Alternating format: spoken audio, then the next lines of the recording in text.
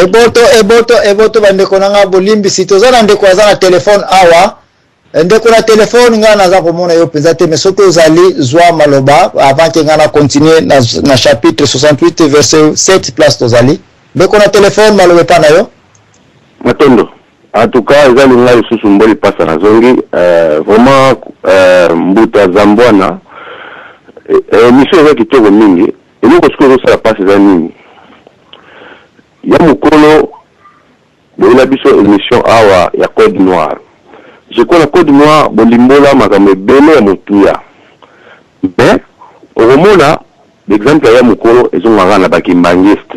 Mais tandis que, na réalité ya mozinde ya makambo bozo beta lelo yo tozomona se retrouver na réalité ya bagisi na kati ozomona même que ya mukolo akokoza la même pasteur to akokoma même leader ya kimbangise na connaissance ezobima na kati na epi na kati ya butu ya lelo mais na kokamwa ya mukolo na masola mandeni mele boye oyo na ebite soki batakimbangise baza na niveau yo on va toujours que non, au moins il faut trouver bakimbangiste, babilo ko mo ndenge wana.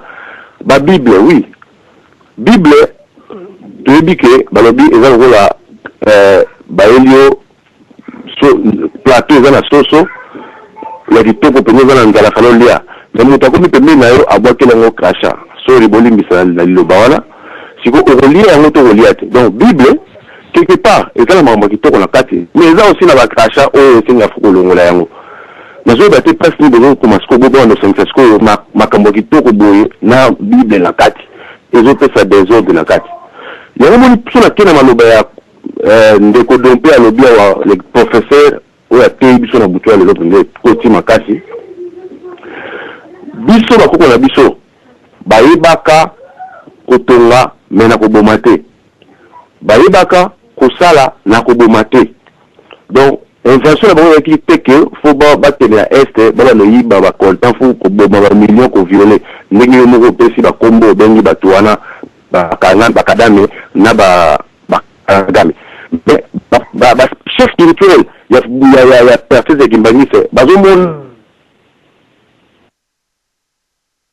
la réalité na tekino bato yo ba ya makata milai ne bayo na forma mikuse le voilà bakanambe pona ko eliminer batu bazana mawa ya batu te et puis de deux donc que ce que tout à ce bato bayana mukili pona malamu est-ce que banvia bomengo ya mo place ngai soko yeli ya église o yimba la mona mambuna ko ko viona na mo esprit mbongo oza déclassé parce que batu ko ba Chekevara abotamina Argentine aka bundeli Venezuela aka bundeli Cuba aka bundela Bolivia akufeli ba Bolivia ba ebi ku te poya kufela bango ba teki susu akufi ba ko ba ko mpona retard que prêtre ba Gandhi aya kufi piaka fumugi mbangu akufi piaka parce que muto azaka na posta mbongo yende muto ayepo azana mabedi na kati na ye parce que mbongo ezelo ko moko za très dangereux na ba vie na biso to ngoli ngamo te parce que munde na bi système ya saila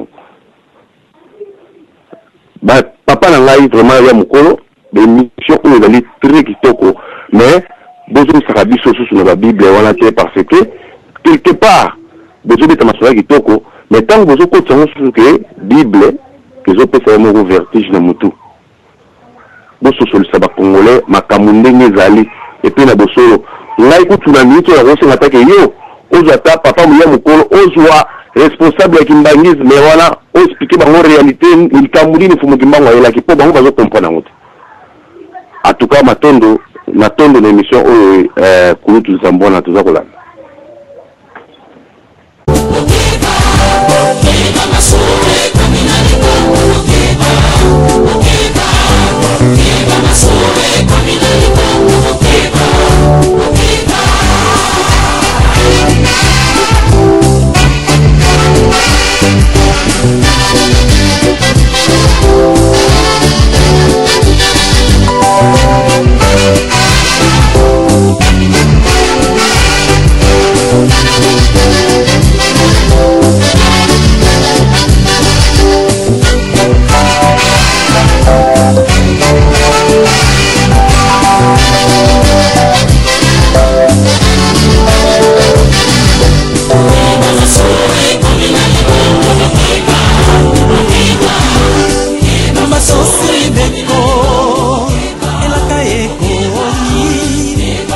molimo